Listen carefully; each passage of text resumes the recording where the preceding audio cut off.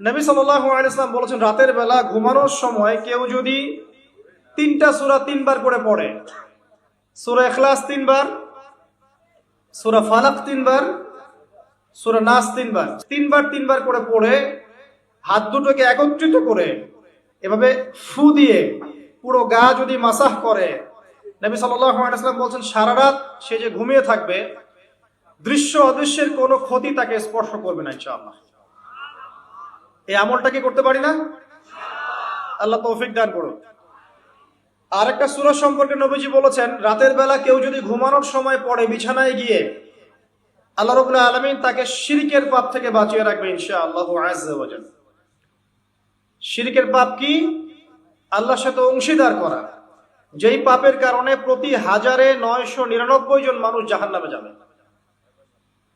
এটা কোন সূরা আগে বলে নেই, এই সূরার নাম হচ্ছে সূরাতুল কাফিরুন।